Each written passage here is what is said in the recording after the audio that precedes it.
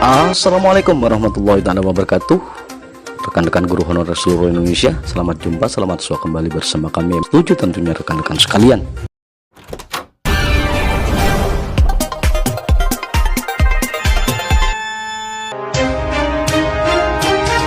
Pusat tak langsung hapus honorer di 2023. Menteri Cahyo sampaikan info penting. Penghapusan honorer seperti tidak ada ujung.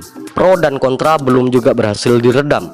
Karena itu, Menteri Pendayagunaan Aparatur Negara dan Reformasi Birokrasi Menpan RB Cahyokumolo kembali angkat bicara, menghentikan polemik penghapusan honorer yang terus berkembang. Jadi, bukan diberhentikan secara massal, tetapi ditata ulang, kata Menteri Cahyo di Jakarta kemarin.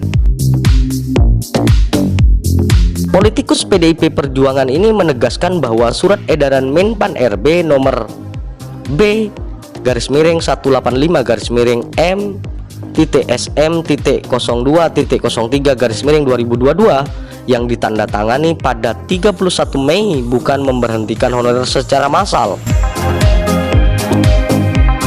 Menurutnya, pemerintah pusat minta pemerintah daerah Pemda melakukan penataan honorer yang ada untuk kemudian diselesaikan sesuai ketentuan perundang-undangan yang berlaku. Pemda diarahkan untuk mengalihkan honorer ke CPNS, P3K, dan outsourcing. Dalam SE itu sudah jelas yang dialihkan ke outsourcing adalah pengemudi, tenaga kebersihan, dan satuan pengamanan. Penataan pegawai non-ASN harus atau honorer pada pemerintah pusat maupun daerah adalah bagian dari langkah strategis untuk membangun SDM ASN yang lebih profesional dan sejahtera, memperjelas aturan dalam rekrutmen, kata Menteri Cahyo. Langkah pemerintah pusat ini berdasarkan amanah Undang-Undang Nomor 5 Tahun 2014 tentang ASN yang disepakati bersama DPR RI.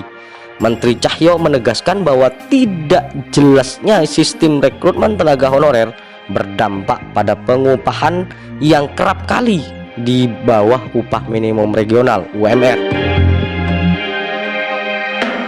Tenaga honorer sekarang kesejahteraannya jauh di bawah UMR.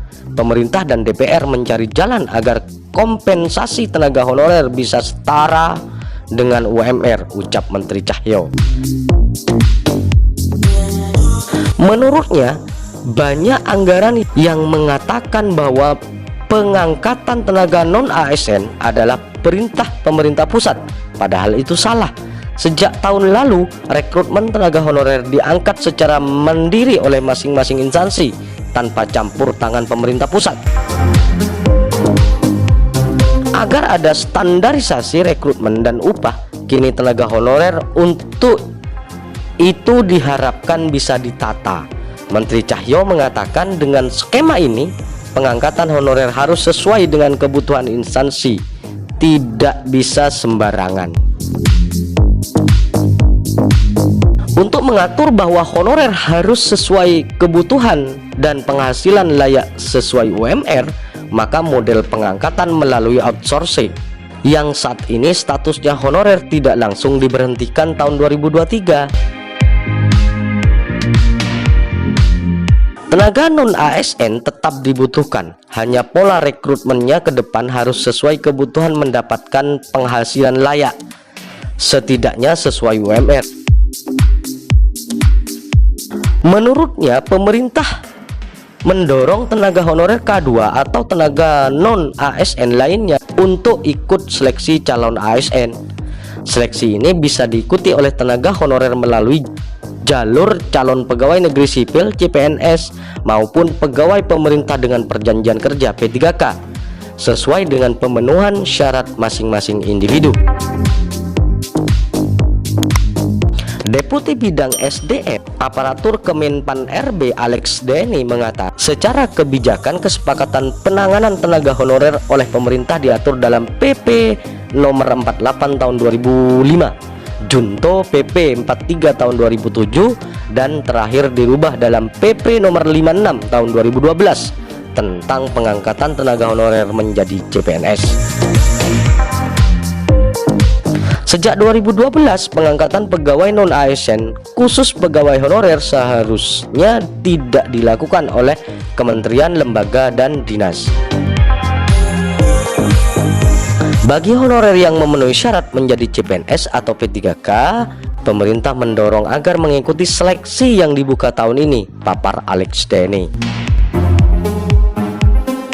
Baik rekan-rekan sekalian, rekan-rekan honorer seluruh Indonesia, sudah jelas teman-teman bahwa penghapusan honorer itu tidak mungkin serentak. Sebelum ada penghapusan pasti ada upaya-upaya untuk penyelesaian terhadap rekan-rekan honorer. Namun demikian, harapan kami semoga pemerintah secara komprehensif dalam penyelesaian honorer ini. Baik, saya akhiri. Wassalamualaikum warahmatullahi wabarakatuh.